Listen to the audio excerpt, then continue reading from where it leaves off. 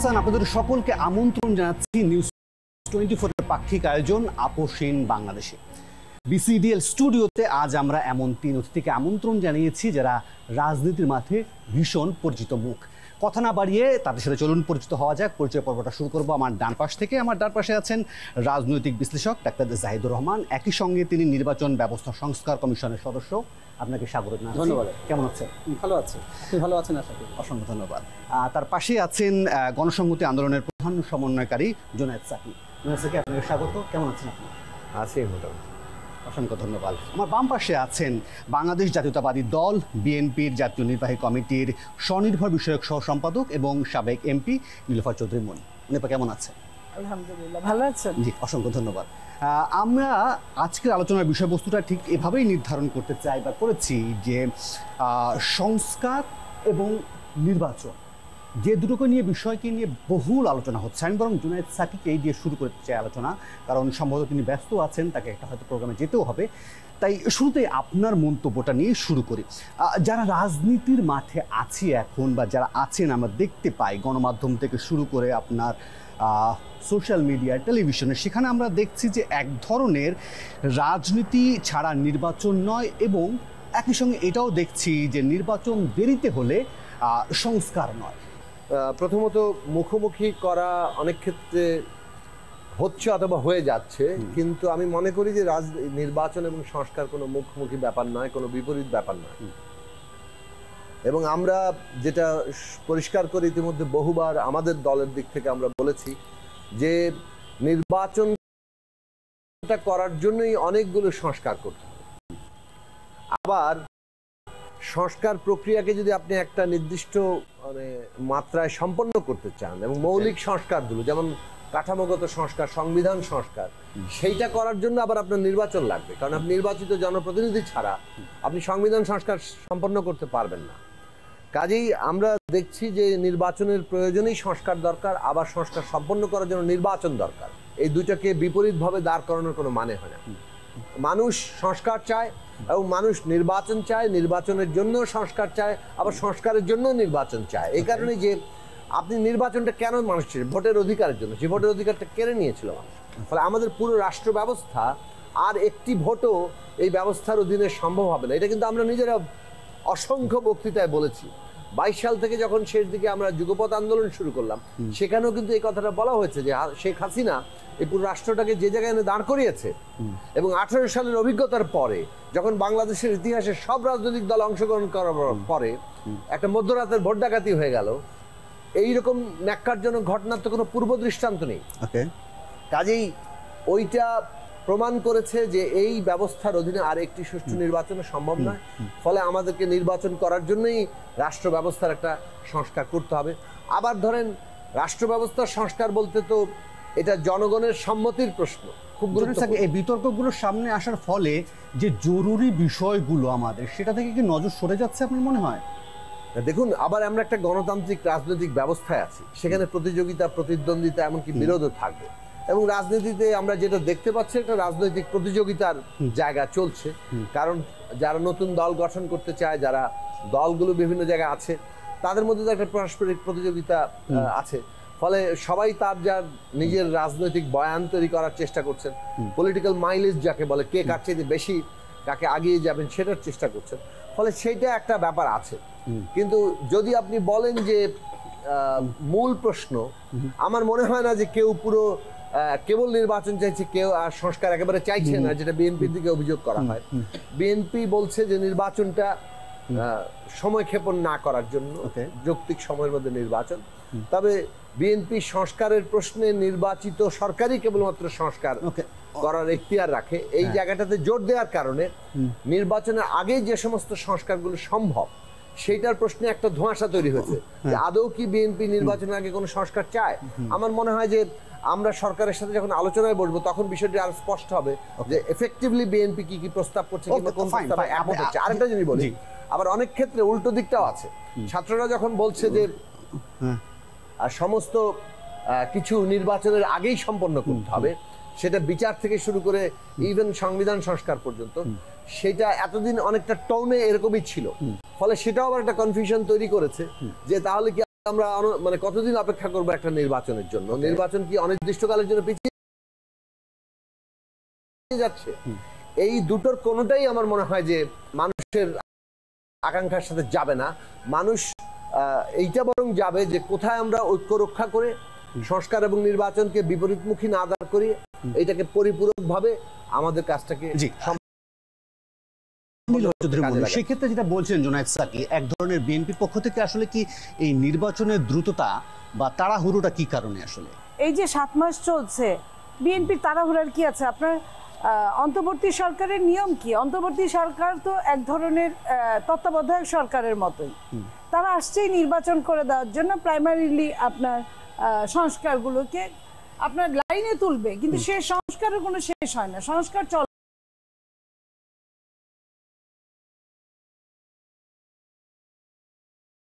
চলমান প্রক্রিয়া, সংস্কার আবহমান কাল থেকে চলছে, একটু শেষ হবে, পরে আবার সংযোজিত হবে। এটার কোনো সীমা নাই। তো সেইখানে আপনার নির্বাচন যারা করে দেওয়ার জন্য আসছে, যে ফ্যাসিস্ট যারা ছিল তাদের নির্বাচন দিতে পারে নাই বলেই কখনো রাতে ভোট হয়েছে, কখনো বিনা ভোট হয়েছে, কখনো লোক দেখানো ভোট হয়েছে, কোনো ভোটই হয় নাই। সেই ভোটটাকে কেন্দ্র করে কিন্তু এত কিছু, ভোটটা দিতে পারে নাই বলেই তারা এত স্বৈরাচার হয়েছিল। তারা যা ইচ্ছা তাই করতো, তারা যেটা বলতো সেটাই আইন। তারা নিজেকে গড়ের জায়গায় প্রতিস্থাপন করার চেষ্টা করেছিল। তো সেই নির্বাচনটাকে কেন্দ্র করেই যদি এত কিছু হয়, তাহলে নির্বাচনের কাজটা নির্বাচনের মতো এগোতে থাকবে, সংস্কারের মতো এগোতে থাকবে। এটা হলো ওই রেল লাইন বহে সমান্তরাল, এরকম কোনোটাই কোনোটার জন্য অন্তরায় না, সে দুইটার মতো কাজ করতে থাকবে। ইলেকশন হওয়া পর্যন্ত যতটুকু সংস্কার হলো ফাইন, এটাকে সামনে নিয়ে যদি যে দল আপনার রাষ্ট্র পরিচালনায় আসবে তারা যদি সম্পূর্ণ মেনে নেয় ভিন্ন কথা, সম্পূর্ণ মেনে না নিলে তারা আবার এটা নিয়ে লোক বসাবে, আবারও তারা পরিবর্তন রূপান্তর করবে। এটা কিন্তু আবহমান, মানে বাংলাদেশ প্রতিষ্ঠিত হওয়ার পরে থেকে আমি গণমাধ্যমে লক্ষ্য করছিলাম জুনায়েদ সাকির একটি বক্তব্য, সেখানে তিনি তাদের গণসংহতি আন্দোলনের কোনো এক সমাবেশে বলছিলেন যে সংস্কার এবং নির্বাচন দুটো বিষয়টিকে একেবারে মুখোমুখি করা হচ্ছে। এখন ধরেন বিএনপি ক্ষমতামুখী দল বা ক্ষমতায় যেতে চায়, সেক্ষেত্রে এই প্রসঙ্গটা এই কারণে এসছে যে আপনারা আদতে দ্রুততার সাথে গিয়ে মসনদে বসার জন্য আসলে এই চাপগুলো প্রয়োগ করা হচ্ছে। এটা যারা বলছে তারা একটা বাজে কথা বলে। প্রত্যেকটা দলের শেষ পরিণতিটা কি চায়? গণতন্ত্রের শেষ সাকসেসফুল ইলেকশন একটা খুবই গুরুত্বপূর্ণ অধ্যায়। নির্বাচনটা ভালো মন্দ করা একটা গণতন্ত্রের একটা একদম সিরিয়াস রকম অধ্যায়। সেইখানে বিএনপি কেন, যে যারাই আসার কথা, যারাই দল করে তারাই নির্বাচন চাবে, এটাই স্বাভাবিক। দুই একটা দল তারা মনে করে যে বিএনপিকে যদি ইতিমধ্যে পচানো যায়, বিএনপিকে যদি কোনো অন্যরকম ভাবে শো করানো যায়, তাহলে জনগণ আমাদের দিকে মুখ করবে, আমরা হয়তো আগামীতে পাওয়ারটা হ্যান্ডেলিং করতে পারবো।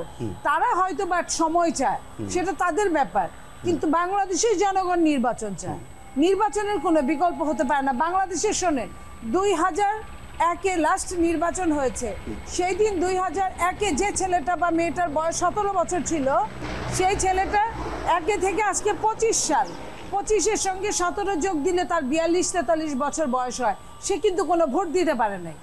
2001-এর লাস্ট ভোটের আগ পর্যন্ত যা 17 বছর বয়স ছিল, তাহলে একটা 43 বছর মানে জীবনের স্বাভাবিক মৃত্যু যদি হয়, অর্ধেক বয়সের বেশি চলে যাওয়ার কথা। সেইখানে যারা ভোট দিতে পারে না তারা কিন্তু সিরিয়াস ভোট দেওয়ার জন্য, এবং সত্যিকার অর্থে বাংলাদেশে ভোট হয় না বহু বছর, সেইখানে ভোটের একটা রাজনীতি হবে, এটাই স্বাভাবিক। এবং 3 মাস 6 মাস বিএনপি কোনো কথাই বলে নাই। বিএনপি অত্যন্ত বিনয়ের সাথে বলেছে প্রথমে যে যৌক্তিক সময়, তারপরে বলেছে আপনার রোড ম্যাপ, তারপরে বলেছে নির্বাচনে আপনার একটা ডেট বলেন, সময় বলেন। তারপরেও যখন তারা বলে নাই, তারা যখন অ্যাপ্রক্সিমেট একটা হিসাব করে যে হয় 25 না হয় 26-এর মধ্যের আগে পর্যন্ত, তখন বিএনপি এখন বলেছে যে জুলাই আগস্টের মধ্যে একটা টাইম ধরে দিয়েছে। এটাও কিন্তু ভদ্রতার মধ্যেই তা বিএনপি করেছে। বিএনপি কিন্তু বলে নাই যে এর মধ্যে সংস্কার করা যাবে না, সংস্কারের মতো হোক, সেটা নিয়ে বিভিন্ন রাজনৈতিক দলের সঙ্গে আলোচনায় বসুক। বিএনপি অন্যান্য দলের মতো একটা রাজনৈতিক দল, বিএনপিকেও ডাকবে।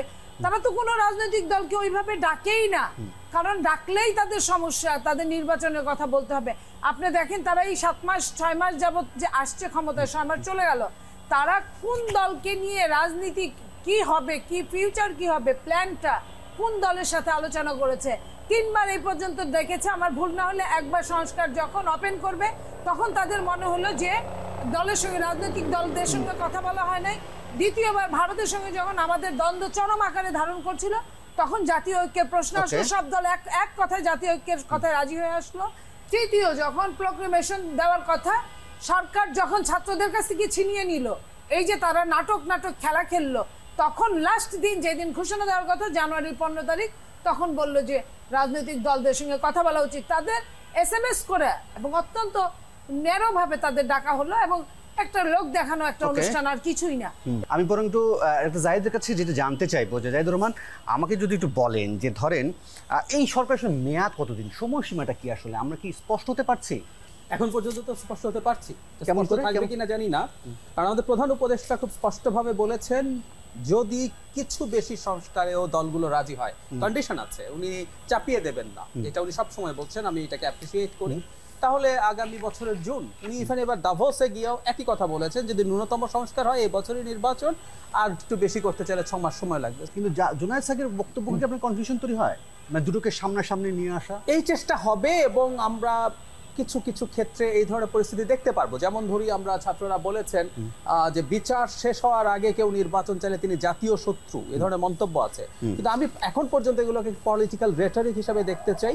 এই সংঘাতটাকে পরস্পর মুখোমুখি করে দেয়া, সে দিয়ে নির্বাচন পিছিয়ে ফেলা বা ভিন্ন ধরনের একটা সরকার, আমরা খেয়াল করবো 5 আগস্টের পর কিছু মানুষজন, এটা একটা বিপ্লব এবং একটা বিপ্লবী সরকার হওয়া দরকার, সংবিধান সহ সবকিছু বাতিল করে দিতে হবে, এই ধরনের ন্যারেটিভ নিয়ে কিছু মানুষজন ছিলেন। আমি জানি না এই ধরনের মানুষজন যদি এই মধ্যপথে গিয়ে এই ধরনের চেষ্টা করেন এবং কোনো স্টুডেন্ট বা অন্য কেউ যদি বিপদগামী হয়ে সেটা করেন, তাহলে একটা কনফিউশন তৈরি হতে পারে। কেউ যদি মনে করে ধরেন যে নির্বাচনকে সংস্কার, মানে সংস্কার থেকে গুরুত্বপূর্ণ নির্বাচন যদি কেউ মনে করে, তার অর্থ কি এই দাঁড়ায় যে তিনি আসলে সংস্কারের যে অপরিহার্যতা সেটাকে কি অস্বীকার করছে?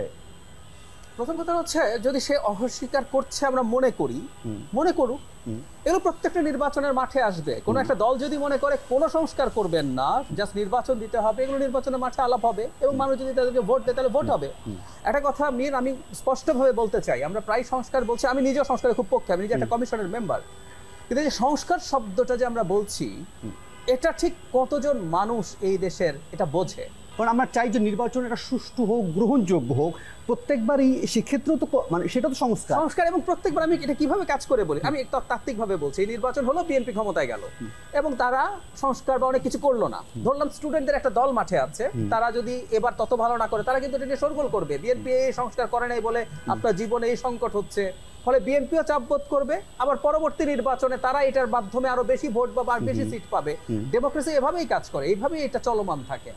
সেক্ষেত্রে জুনায়েদ সাকি, আপনি কি মনে করেন, যেটা বললেন যে এই সংস্কার যে বিষয়গুলো সামনে আসছে, আমাদের সাথে একজন সদস্য আছেন, ধরুন এই যে সংস্কারটা দিয়ে যাবে, পরবর্তী যে রাজনৈতিক সরকার আসবে সেও যে এই সংস্কার প্রক্রিয়াকে চলমান রাখবে বা সংস্কারটা করে দিয়ে গেল সেটাই থাকবে, সেটার নিশ্চয়তা কি? সেই সংস্কারটা রক্ষা কবচ কি আপনি দেখেন, কোনো রক্ষা কবচ আছে? মানে মুখোমুখি করা হচ্ছে, মানে অথবা মুখোমুখি করানো হচ্ছে, কোনো পক্ষ এমনভাবে এই জায়গাটাকে হাজির করছেন যাতে মনে হচ্ছে যে সংস্কার আর নির্বাচন একটা মুখোমুখি ব্যাপার। ফলে কিন্তু এটা মুখোমুখি নয়, সেই কথাটাই আমাদের পরিষ্কার করে মনে রাখা দরকার। তো তাহলে এখন ধরে নেওয়া হচ্ছে আচ্ছা বিএনপি ক্ষমতায় গিয়ে তো এই সংস্কার করবে না, কাজেই এখন আমরা কি বলে যে কিছুটা ফাঁক ফোকর দিয়ে বেশ কিছু সংস্কার করে ফেলি। তো এখন এইভাবে যদি আপনি ধরেন মানে কিছু করেও ফেলেন, আপনি কি মনে করেন, অথচ আপনি ভাবছেন যে বিএনপি ক্ষমতায় যাবে, তাহলে তো বিএনপি ক্ষমতায় সেই সংস্কারগুলো রাখবে? না রাখে, সেটাই তো প্রশ্ন। এটা রক্ষা কবচ। যদি আপনি অনাস্থার প্রশ্ন আনেন, এখন বিএনপি সংস্কার করবে কি করবে না, সেটা তো সে জনগণের কাছে যাবে, তো জনগণের কাছে তো আরো অন্য দলরাও যাবে। তাহলে প্রশ্নটা দাঁড়াচ্ছে যে একটা দল যে সংস্কার করবে না সেটা জেনেও মানুষ তাকেই ভোট দিচ্ছে, তাহলে তো মানুষ সংস্কারের জন্য প্রস্তুত না। মানে আপনি লজিক্যালি যদি আগান তাহলে তো বিষয়টা এরকমই দাঁড়ায়। আমার মনে হয় যে আমরা জনগণের উপর ভরসা রাখি, যদি জনগণ মানে ভোট দিয়ে নির্বাচন করতে পারবেন তার প্রতিনিধিকে, এই অখণ্ডনীয় অধিকারের প্রতি যদি আমাদের নিশ্চিত আস্থা আছে, আমরা এইটাকেই গণতন্ত্র মনে করি, জনগণ ক্ষমতার কেন্দ্র, তাহলে সেই ব্যবস্থার উপরে ভর করে আপনাকে এগোতে হবে, এমনকি তার ত্রুটি বিচ্যুতি নিয়ে এগোতে হবে। ফলে বিএনপি ক্ষমতায় এসে যদি সংস্কার না করে, জনগণ তার জবাবদিহিতা চাইবেন। জনগণ আন্দোলন করে যখন আবার বিএনপিকেও সংস্কারে বাধ্য করতে পারবেন অথবা তার প্রয়োজনীয় ব্যবস্থা নিতে পারবেন, সেটাতে যাবেন। আমাদেরকে এই পথে এগোতে হবে, বাইরে কোনো পথ নাই। আপনি অনেক টুকটাক কিছু করে ফেলতে পারেন, বাট এটা কোনো টেকসই জিনিস হবে না যতক্ষণ না পর্যন্ত সেই জায়গাটা হবে। আমি শেষ করি, তাহলে জিনিসটা দাঁড়াচ্ছে কি, বিএনপি সহ অপরাপর গণসংহতি, নাগরিক ঐক্য কিংবা গণতন্ত্র মঞ্চ, অন্যান্য জামাত ইসলামী, এখানে ইসলামী আন্দোলন, বামপন্থী দলগুলো আছে, সিপিবি, বাসদ সহ যতগুলো, আপনি সব রাজনৈতিক দল যারা এই আলোচনা প্রক্রিয়া অংশ নিচ্ছে, আপনি সেখান থেকে কিন্তু কমন মিনিমাম একটা জায়গা দাঁড়াবে। এটা সংবিধান প্রশ্নেও অন্যান্য সংস্কারের প্রশ্নেও এই কমন মিনিমাম যা দাঁড়াবে, অর্থাৎ বিএনপিও যেখানে একমত হবে, বাকিরাও যেখানে একমত হবে, গণসংহতি যেখানে একমত হবে, জামাতে ইসলামীও যেখানে একমত হবে, যেখানে ইসলামী আন্দোলন একমত হবে কিংবা সিপিবি একমত হবে, সেই কমন মিনিমাম জায়গাটাতে আমরা তৈরি করব। শিক্ষার্থীরা যেখানে একমত হবে, এই কমন মিনিমাম জায়গাটাই হবে ন্যাশনাল চার্টার। আমি শেষ করি কথাটা, এক মিনিট বলতে দেন। তাহলে এই যে কমন মিনিমাম জায়গাটা ন্যাশনাল চার্টার হলো, এইটা ন্যাশনাল চার্টার হিসেবে জনগণের সামনে আমাদের সবারই অঙ্গীকার করা দরকার। এবং আগামী পার্লামেন্টে এই সংস্কারগুলো যেগুলো আগে বাস্তবায়িত হচ্ছে না, যেগুলো আগে হচ্ছে সেটা হচ্ছে, এবং পরে যেগুলো হবে, উভয়টাই আগামী পার্লামেন্ট এবং পরবর্তী সরকার এগুলো রক্ষা করবে। এই যে অঙ্গীকার, এই যে পরবর্তী সংসদের 6 মাসের মধ্যেই একটা নির্দিষ্ট সময়ের মধ্যে এই সংস্কার সম্পন্ন করাবে, এই যে জাতীয় অঙ্গীকার, এমনকি তার প্রয়োজনীয় একটা লিগ্যাল বাইন্ডিং যদি সকলে সম্মত হয়, সেইটাই বাংলাদেশের চেষ্টা করা উচিত। তাহলে যেটা হবে যে আমরা সত্যিকার অর্থে একটা সংস্কারে যেতে চাইবো। আপনি যদি মনে করেন কাউকে একটু চালাকি করে বেশি খাইয়ে দিবেন, বাস্তবতা সেটা হবে না, কিন্তু তখন একটা পলিটিক্যাল কনফ্লিক্ট তৈরি হতে পারে। যে ধরে যে সময় মানে জাতীয় সংলাপের বিষয়টা খুব জরুরি হয়ে ওঠার কথা, সেই সময় সংস্কার বনাম নির্বাচন, এই বিতর্কটা কেন মাথা চাড়া দিচ্ছে? এবং যে শঙ্কাটা জুনায়েদ সাকিরা করছেন যে ধরেন এর পরের যে রাজনৈতিক দলটি ক্ষমতায় আসবে, সে তো সংস্কার নাও করতে পারে, এবং কেউ কেউ দ্রুত নির্বাচন চাইছেন বাড়তি সুবিধা পাওয়ার জন্য। আপনাকে আদৌ সেই সুবিধার জন্য আসলে এই দাবি দেওয়া নিয়ে নামছেন কিনা? ছোট্ট একটা বিরতি, ফেসবুক পর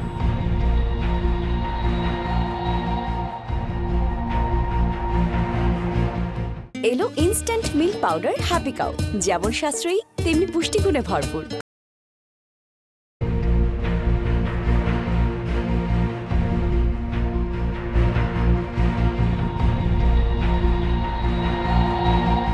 আবার আমন্ত্রণ নিউজ 24-এর পাক্ষিক আয়োজন আপসহীন বাংলাদেশে।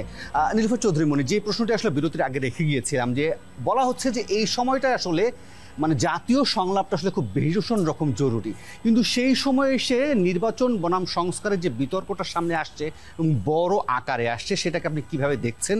এক, আর যেই রাজনৈতিক দলটা সামনে ক্ষমতায় আসবে, সে কি আসলে সংস্কার করবে কি করবে না, সেটাও একটা জরুরি প্রশ্ন হয়ে যাচ্ছে। এটা আপনার মাথায়, আপনার রাডারে যেটা ধরা পড়ে, সেটা কেন একটা সরকার তাদের রাডারে ধরা পড়ে না? অতীত থেকে যদি আমরা অতীতচারণ করি, অনেকেই অনেক সংস্কার করেছে তখনও, এবং সংস্কার পন্থী বলে একটা পন্থী হয়ে গিয়েছিল প্রায় সব দলে।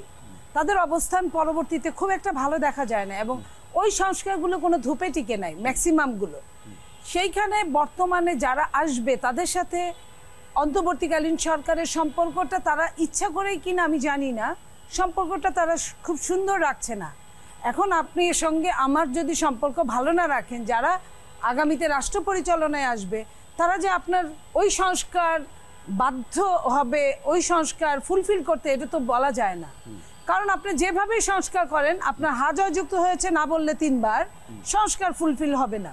সংস্কারকে আপনার আইনে পরিণত করতে হবে। নির্বাচনটা যদি এটাই করে যে রাজনীতিবিদদের কাছেই আমাকে রাষ্ট্রকে ছেড়ে দিতে হবে, তাহলে সেই হিসেবে রাজনীতিবিদদের সঙ্গে সম্পর্কটা সুন্দর রেখে সংস্কার করেন, আপনি যা খুশি তাই বলেন। আমরা মুখ দিয়ে যতই বলি 5 আগস্টে একটা রেজিমের চেঞ্জ হয়েছে, রেজিমের পুরো চেঞ্জ হয় নাই। একটা প্রধানমন্ত্রী সে পালিয়ে গেছে, সঙ্গে তার কিছু পাইক পিয়াদা নিয়ে পালিয়ে গিয়েছে, স্টেপ বাই স্টেপ। এখন আমি আপনার কথা বলি বা না বলি, সরকার কিন্তু এটা দায় এড়াতে পারবে না। Today or future. সরকার এটার জবাবদিহিতা দিতে বাধ্য এবং এটার জন্য সরকারকে পানিশমেন্ট পেতেই হবে।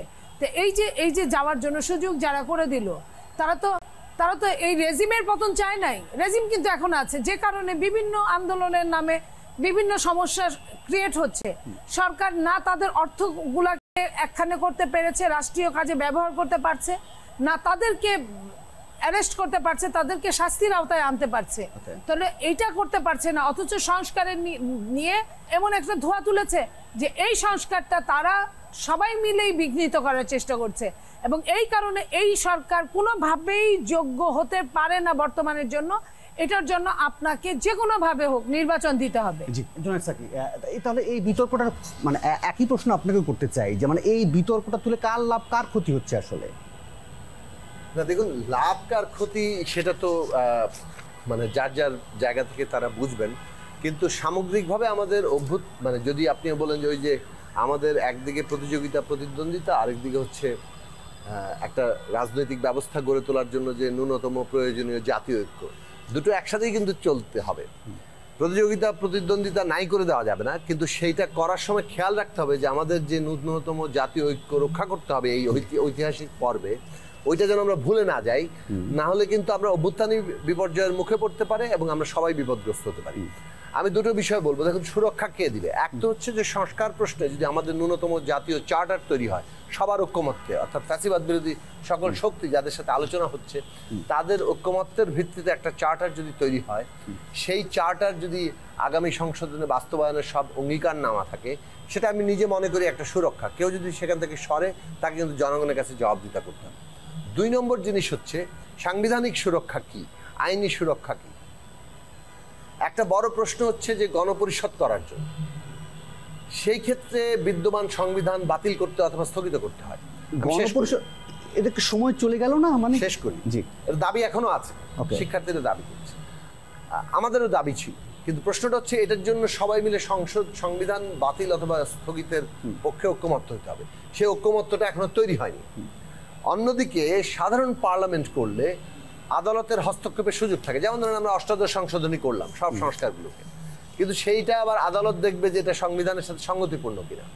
কারণ 13দশের পরিণতি কি হয়েছে, 15দশে আপনি জানেন, 15দশের পরিণতি সর্বশেষ আদালত বলেছে এটা ঠিক।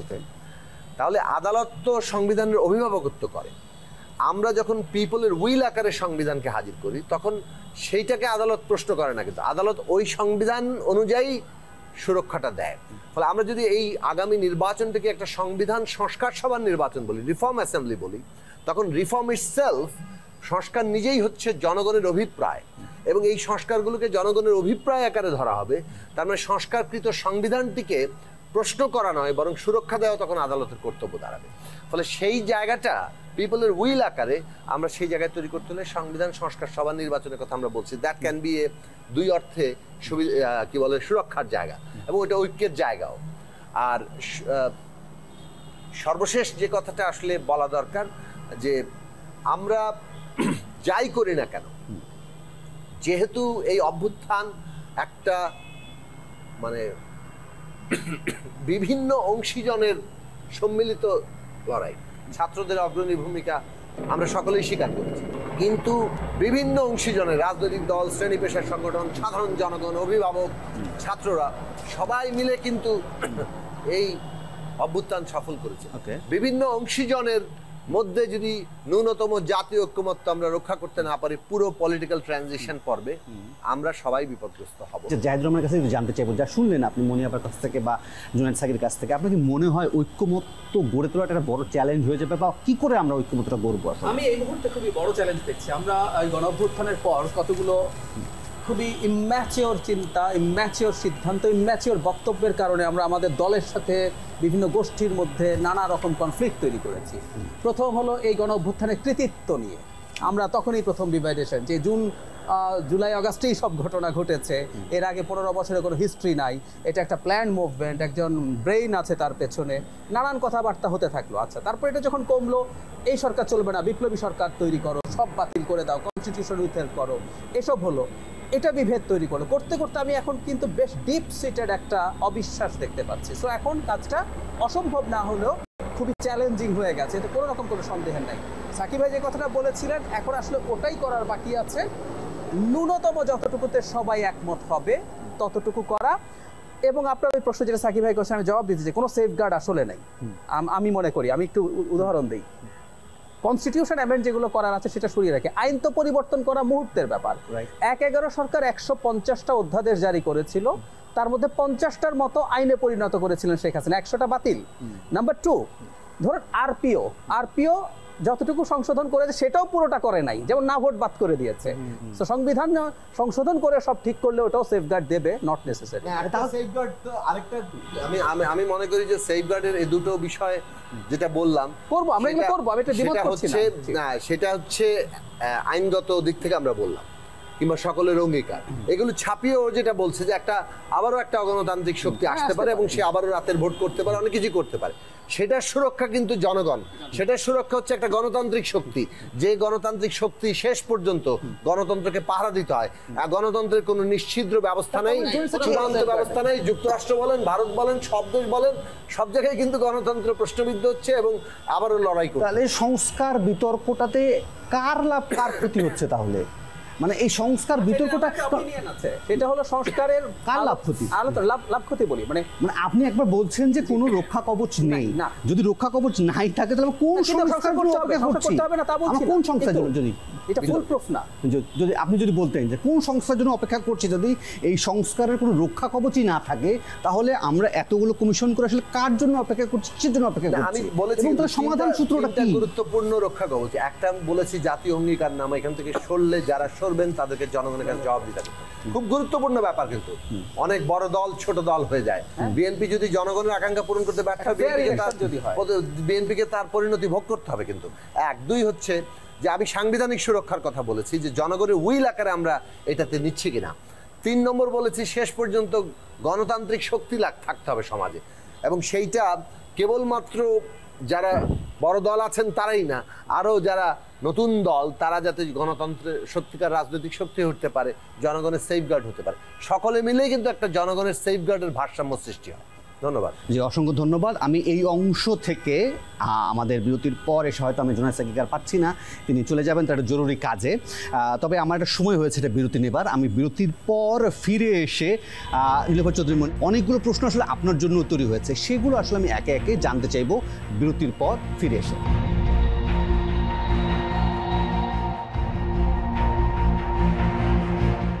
এলো ইনস্ট্যান্ট মিল্ক পাউডার হ্যাপি।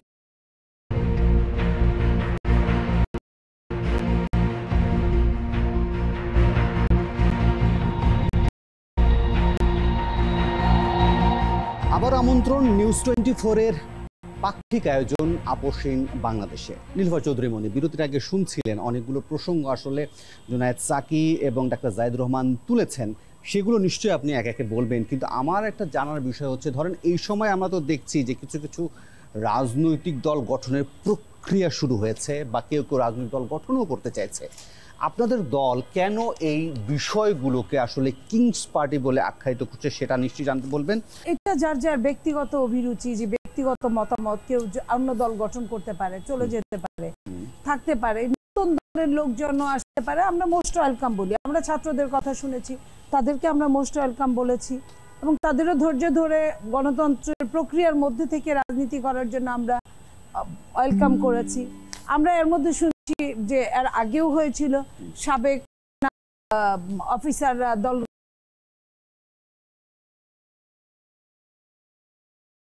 গঠন করেছিল এর এই 24 নির্বাচনের আগে, আমরা তাদেরকেও দেখেছি। এখনো আবার শুনছি এরকম আরো দল গঠন হচ্ছে।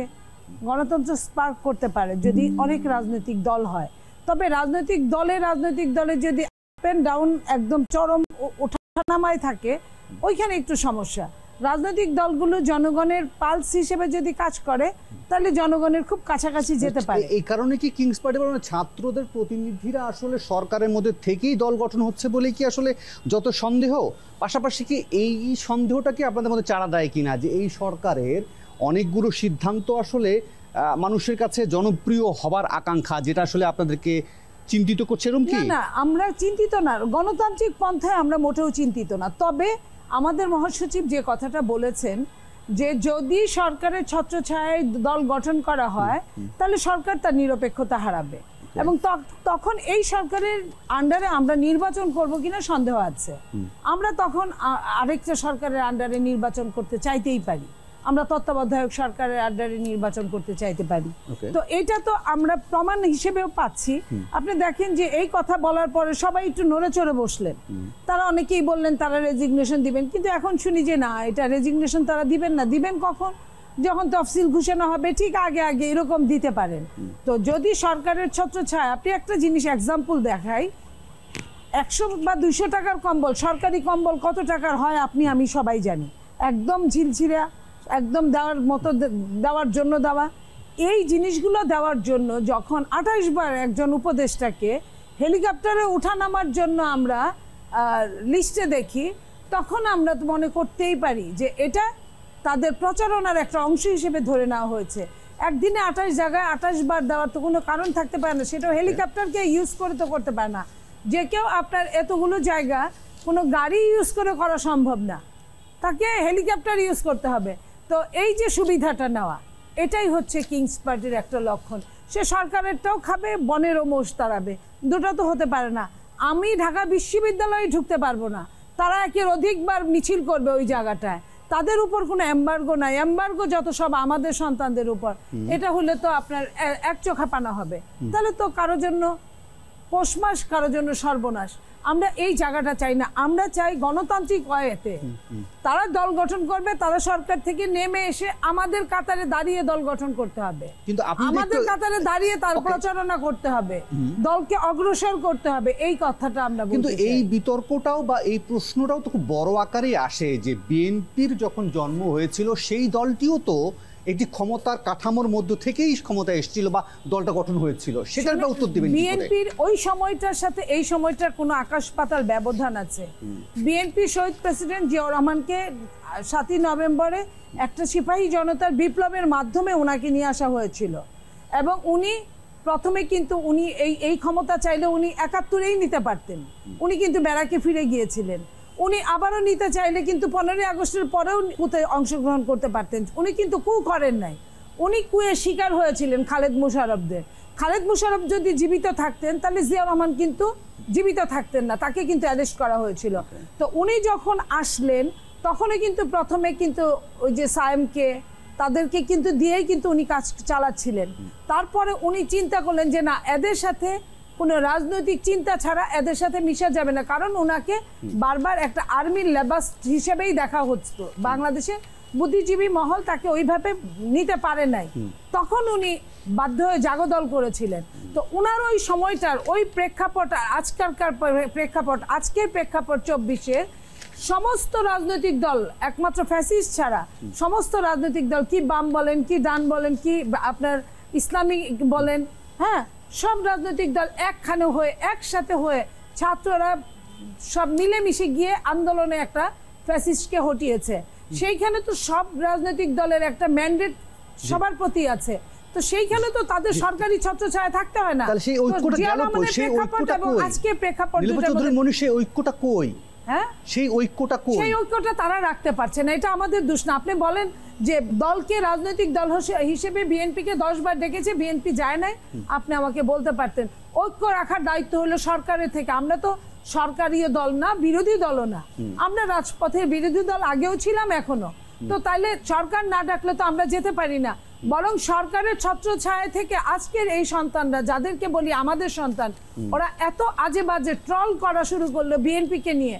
তারপরেও কিন্তু বিএনপির চেয়ারম্যান, অ্যাক্টিং চেয়ারম্যান, উনি কিন্তু যথেষ্ট এখন পর্যন্ত, আজকে পর্যন্ত উনি কিন্তু অত্যন্ত ঠান্ডা মস্তিষ্কে কিন্তু এগুলো হ্যান্ডেলিং করলেন। এবং বিএনপির আমরা ওনারা যে ভাষায় কথা বলে, আমি যদি আপনাকে একটা প্রমাণ দেই, যে যখন আমাদের 31 দফা নিয়ে প্রথম কাজ চলছিল, এই যে কাজ চলছিল, এই 31 দফা কিন্তু 2 বছর আগের, 2 বছর আগের 31 দফাকে নিয়ে যখন আমরা কাজ শুরু করলাম, তখন একজন সমন্বয়কের একজন বলে ফেললেন যে আমাদের কথাগুলো তারেক রহমান তার মুখ দিয়ে চালিয়ে দিচ্ছে।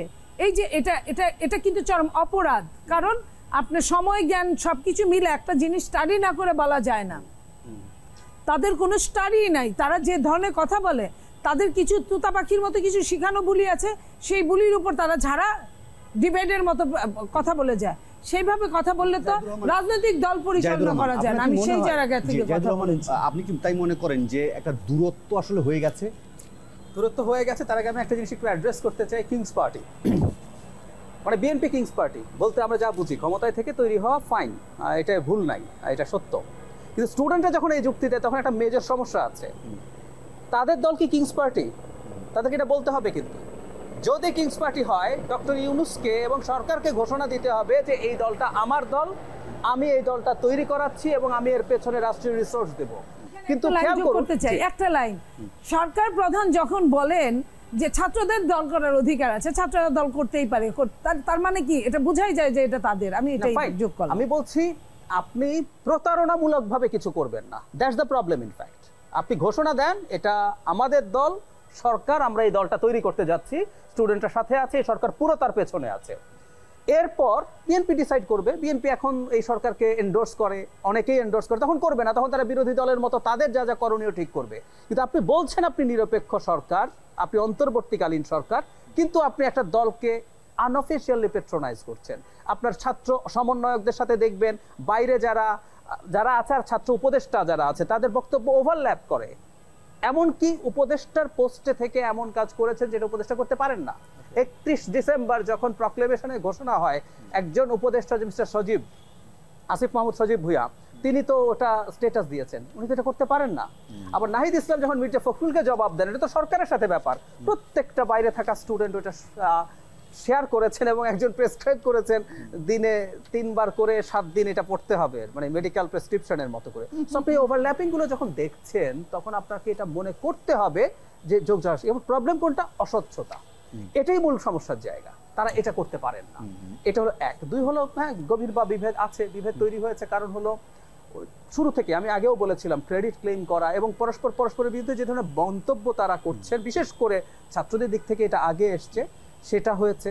এবং পরবর্তীতে যে হয়েছে তাদের কিছু চাওয়া যখন বিএনপি রেজোনেট করে না, বিএনপিরও পলিটিক্যাল হিসাব নিকাশ আছে, রাষ্ট্রপতিকে সরানো নিয়ে, সংবিধান স্থগিত করা নিয়ে, প্রক্লেমেশন নিয়ে, যখন এই জায়গাগুলোতে বিএনপি তার চিন্তা মতো এটা করে নাই, তখন স্টুডেন্টদের মধ্যে তারা এটাকে বিভেদ হিসাবে দেখতে চেয়েছে এবং তাদের মধ্যে এই যে বিভেদ আছে এটা এখন বেশ সিরিয়াস করছে। কবে হবে যে জাতীয় সংলাপের কথা সবাই বলছিল? সেই জাতীয় সংলাপটা কি শুধুমাত্র এই রাজনৈতিক দল যারা আছেন তাদের সাথে জাতীয় সংলাপটা, নাকি এই যে ধরেন বলা হচ্ছে একজন ফ্যাসিস্টকে হটানো হয়েছিল, সেই ফ্যাসিস্টকে হটানোর জন্য ছাত্র, শিক্ষক, ঢাকার অনেক দিনমজুর বলেন বা গ্রামের গঞ্জের অনেক মানুষ বলেন, তারা তো ছিল, সেই সংলাপগুলো কি জাতীয় সংলাপটা শুধুমাত্র এই রাজনৈতিক দলগুলোর মধ্যে হবে? অন্যান্য যে স্টেক হোল্ডার আছে তাদের সাথে কি হবে না? এখন পর্যন্ত অন্য স্টেক হোল্ডারের কথা আমরা জানি না, আপনি রাইটলি বলছেন, আমি মনে করি সবার সাথে উচিত। এবং এটা সেই সংলাপটা হবে মূলত সংস্কার নিয়ে, মিড অফ ফেব্রুয়ারি থেকে শুরু হবে। আমি আপনার সাথে একমত যে বিভিন্ন সেক্টর, বিভিন্ন জায়গার মানুষজনকে ডেকে সংলাপে অন্তর্ভুক্ত করা দরকার, না হলে আসলে এটা জাতীয় সংলাপ হলো না। কারণ এটা একটা গণ অভ্যুত্থান ছিল, মানে 90-এর সাথে 24-এর ডিফারেন্স কি? 90 এরশাদ বিরোধী আন্দোলন এক্সক্লুসিভলি একটা পলিটিক্যাল পার্টিকুলার মুভমেন্ট, সেই মুভমেন্টের ফলেই এরশাদের পতন হয়েছে।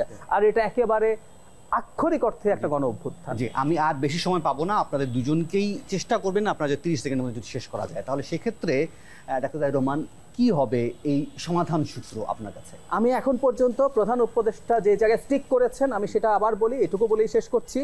উনি প্রত্যেকটা ভাষণে, প্রত্যেকটা জায়গায় স্পেসিফিকলি একটা কথা বলছেন, কোনো রকম কোনো সংস্কার চাপিয়ে দেবেন না, একমত যতটুকু হবে ততটুকুই তিনি করবেন, সেটার উপরে ভিত্তি করে নির্বাচন হবে। সেটা যদি হয় আমরা সেটা করি। একটা কমিটমেন্ট আমরা যদি অন্তত সব দল করতে পারে, একটা বটম লাইন, আমরা আর কেউ কখনো নির্বাচন ম্যানিপুলেট করার চেষ্টা করব না এবং তত্ত্বাবধায়ক সরকার আমরা একমত হয়ে একটা তৈরি করব। 5 বছর পর পর যদি একটা পার্টিসিপেটরি অ্যাকসেপ্টেবল ইলেকশন হয়, বাংলাদেশের সমস্যা কেটে যেতে বাধ্য। 20 বছর পর দেখবেন আমরা একটা ডিফারেন্ট বাংলাদেশ পাবো। যাবতীয় যত সংস্কার আমরা এখন করতে পারি নাই বলছি, জনগণের চাপে এবং অন্য দলের চাপে যে ক্ষমতায় থাকবে তাকে এগুলো করতে হবে না, আমরা ওনাকে ক্ষমতা থেকে সরিয়ে দেবো। নতুন যে দল আছে সে সংস্কারের কথা বলে, সে ইলেক্টেড হয়ে যাবে, সে সংস্কার করবে। এভাবেই ডেমোক্রেটিক প্রসেস সরাতে গিয়ে কি আবারও সেই রক্ত ঝরাতেই হবে নাকি? আমরা ওই একটা জিনিস নিশ্চিত করতে হবে, ওই যে বলছি সরাবো বলতে আমি বোঝাচ্ছি নির্বাচন, আমরা ভোট দেবো না, সেটা করবো। ওই একটা জিনিস, একটা সংস্কার যদি করতে পারি, বাংলাদেশে কেউ আর জোর করে ক্ষমতায় থাকবো না। That's more than enough. অসংখ্য ধন্যবাদ নীলিমা চৌধুরী মনি। আমি সমাধান সূত্র কি? ওনার ওইটার সূত্র ধরেই বলছি, এটা সম্ভব না। কারণ আমি আমার এই মনের মধ্যে সাদা আছে, আমি কালো কিছু চিন্তা করছি না, আমি সরালাম না। কিন্তু আরেকজন যে দায়িত্বে আসবে আমার পরে বা আমার আগে, সে যে সরাবেন না তার তো কোনো কথা নেই। কারণ ওই যে আপনার না জয়যুক্ত হয়েছে বললেই তো সরে যাবে, তো সে আবার আরেকটা সংশোধনী আনতে পারে। তো সংশোধনী আনার জন্য এখানে কিছু একটা চিরন্তন আইন বলতে কোনো শব্দ নাই, সব আইনের মধ্যেই সংশোধনী থাকতেই পারে। তো সেই সংশোধনী যে থাকতে পারে, এখানে মাইন্ডসেট একটা বড় ব্যাপার। যে পর্যন্ত বাংলাদেশের মানুষের এবং সাথে বাংলাদেশের অবশ্যই রাজনীতিবিদদের মাইন্ডসেটের একটা চেঞ্জ না আসবে, অন্যায়কে চরমভাবে ঘৃণা করাটা না আসবে, সেই পর্যন্ত আপনার এবং আইনের অনুশাসনটা কার্যকর উপায়ে মানে গঠন না করা হবে, ততক্ষণ পর্যন্ত এটা বলাই বাহুল্য। এটা বলেই আর কিছুই হবে না, কার্যকর হিসেবে আমরা পাবো না। আমরা কার্যকর হিসেবে তখনই পাবো যখন সত্যিকার অর্থে আমার মাইন্ডসেটটা এমন হবে যে আমার ভোট আমি দিব, যাকে খুশি তাকে দিব, আর আমার আইনের অনুশাসন হবে। আমি যদি এর অন্যথা করি, আমার জন্য একটা কঠিন শাস্তি অপেক্ষা করবে। আপনারা দুজন আপনাদের মূল্যবান সময় দিয়েছেন, আপনাদের মূল্যবান মন্তব্য দিয়েছেন। আর এই ছিল আজকের আপোষহীন বাংলাদেশে। আবারও দেখা হবে নিউজ 24 পর্দায়। সে পর্যন্ত ভালো থাকুন, সুস্থ থাকুন। নিউজ 24, গণমানুষের গণমাধ্যম।